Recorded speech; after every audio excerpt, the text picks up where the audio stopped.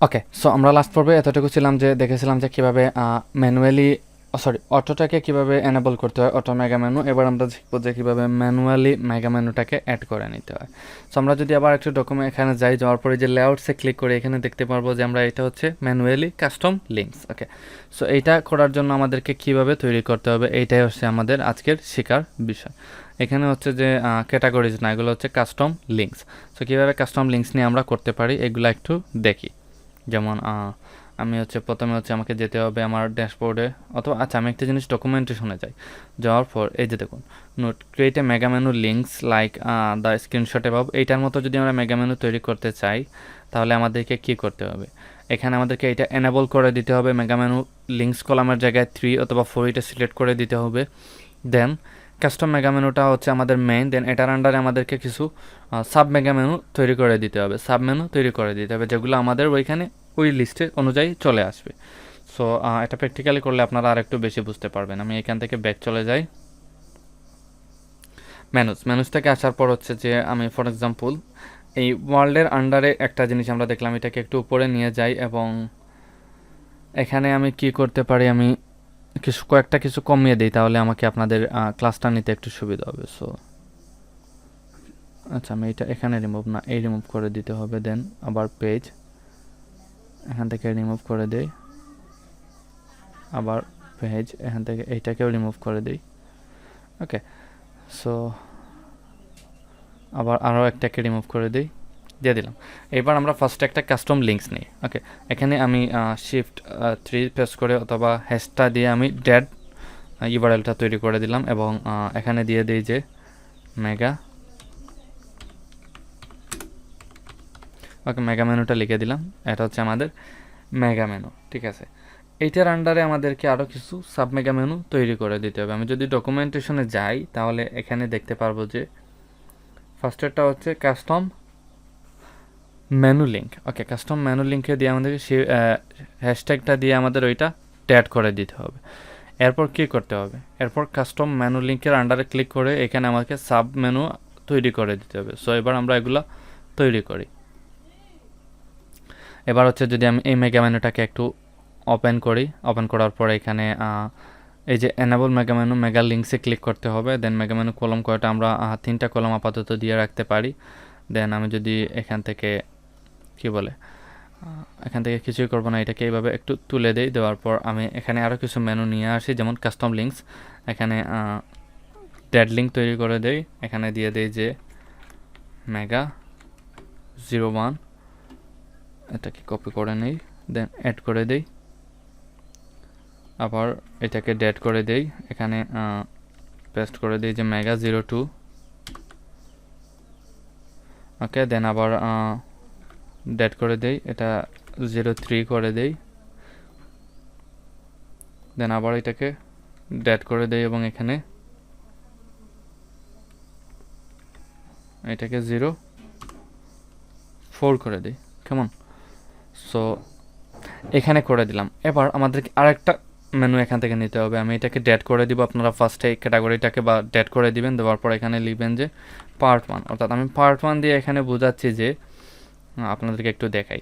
এখানে আসার পর এই যে ফ্যাশন অথবা ফিচার্সে ক্লিক করার পর এই যে একটা বড় যেটা আছে প্রথমে, সবার প্রথমে যে বড় যে আইকনটা আছে, এরপরে কিছু লিঙ্ক আছে। সো এই আইকনটাকে আমি পার্ট 1 এখানে দিয়ে দিলাম। দেওয়ার পর অ্যাড টু মেনুতে ক্লিক করলাম।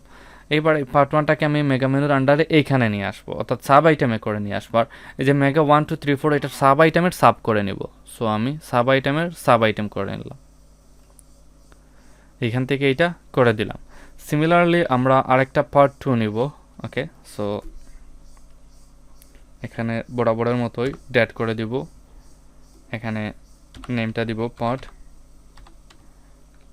2, দেন অ্যাড টু মেনু।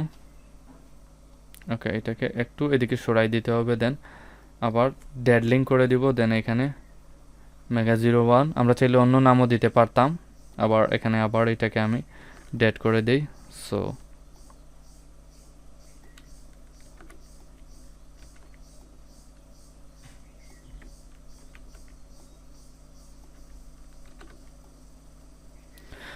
দিয়ে দিলাম। দেন এগুলোকে আবার এইটার সাব করে দিই, পার্ট 2 এর সাব করে দিলাম, এই পার্ট 2 এর সাব। ওকে, দেন আমি যদি এখান থেকে কী করি, পার্ট 1 পার্ট 2 আমি দুইটা নিলাম, আমাকে সিমিলারলি আরেকটা করতে হবে। সো আমি একটু টাইম নিয়ে আরেকটা করে নিচ্ছি। অ্যাড নিউতে ক্লিক করব, দেন এখানে আমি দেবো যে ডেড লিঙ্ক, দেওয়ার পর এখানে দিয়ে দেব মেগা 1। আমি একই নামে সবগুলা দিয়ে দিচ্ছি সময় বাঁচানোর জন্য।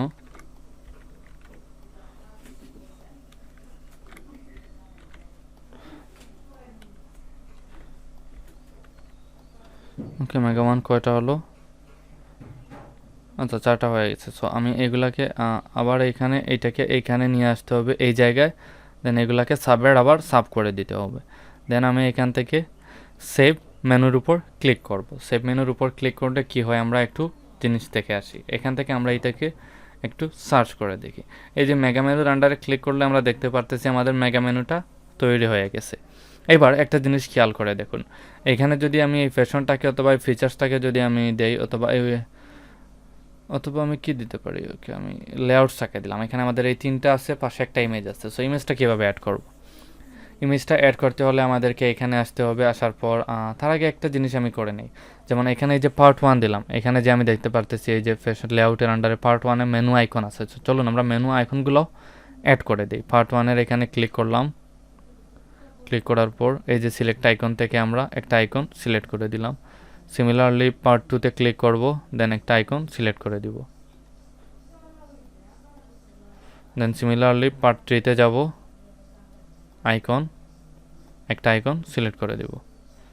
ওকে, দেন সেভ মেনুতে ক্লিক করে ওইটা সিলেক্ট করে দিলাম। এবার আমি এই পেজটাকে একটু রিফ্রেশ করি। রিফ্রেশ করলে আমি যদি আমার মেগা মেনুতে যাই, তাহলে এই যে পার্ট 1 পার্ট 2 পার্ট 3 এখানে লোগো দেখতে পারতেছি বা আইকন দেখতে পারতেছি। এইবার আমরা চাচ্ছি এই মেনুর এখানে একটা ইমেজ অ্যাড করতে, বা এই জায়গা জুড়ে একটা ইমেজ অ্যাড করতে। সো ইমেজটা কীভাবে অ্যাড করব? ইমেজটা অ্যাড করার জন্য আমাদেরকে কী করতে হবে, আমাদেরকে ফার্স্টে এই যে মেগা মেনুর এখানে আসতে হবে। আসার পর মেগা মেনুর আন্ডার মেগা মেনুর উপর ক্লিক করতে হবে। ক্লিক করার পর আমি এখানে একটা ইমেজ, এই যে ব্যাকগ্রাউন্ড মেগা ইমেজ আছে, এখানে আমাদের একটা ইমেজের লিঙ্ক দিতে হবে। সো ইমেজটা কোথা থেকে পাবো আমরা? ইমেজটা পেতে হলে আমাদেরকে এই যে আমাদের মিডিয়া আছে, মিডিয়া আন্ডারে লাইব্রেরি আছে, এটাকে একটা নিউ উইন্ডোতে ওপেন করতে হবে।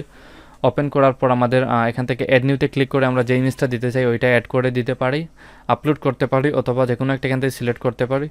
সিলেক্ট করার পর এই যে ফাইল ইউআরএল নামে একটা অপশন এখান থেকে দেখতে পারবো। এই যে কপি টু ক্লিপবোর্ডে ক্লিক করে এটা আমরা কপি করে নিয়ে আসবো।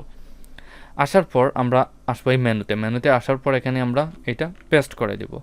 পেস্ট করে দেওয়ার পর এটাকে আমরা কোথায় রাখবো? Centre, right or left? আমরা যেহেতু রাইট সাইডে রাখবো, অর্থাৎ আমি যদি এখানে যাই, আমরা কোথায় রাখবো? এই মেগা মেনুটা হচ্ছে এই রাইট পাশে রাখবো। সো আমি এখান থেকে রাইটটাকে সিলেক্ট করে দিব। দেন পরের অপশনে হচ্ছে টপ, সেন্টার, বটম। আমি বটমে রাখবো। সো আমি বটমে দিয়ে দিচ্ছি, অথবা আমি সেন্টার দিয়ে দিই। এরপরে যেটা হচ্ছে যে আমি আমি আমার ইমেজটা কোনো রিপিট করব না। দেন আপনি চাইলে প্যাডিং দিতে পারেন। সো আমি প্যাডিং এগুলো এখন দিচ্ছি না।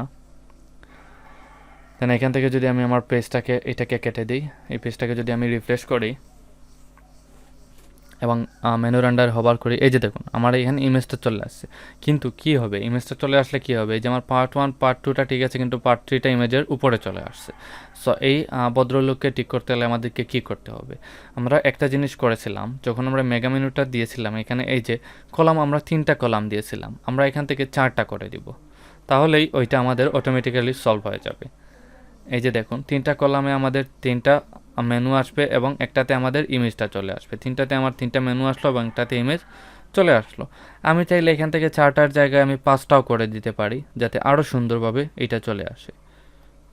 জাস্ট আমি 5টা করে দিই, দেখার পর দেখি যে আমার কোনো চেঞ্জ হয় কি না। যেহেতু আমরা 3টা মেনুই দিয়েছি এখানে, সো আমি এটাকে 5টা করে দিলাম। এবার এই যে দেখুন ভালোভাবে সুন্দর মতো চলে আসছে পার্ট 1, পার্ট 2 অ্যান্ড পার্ট 3।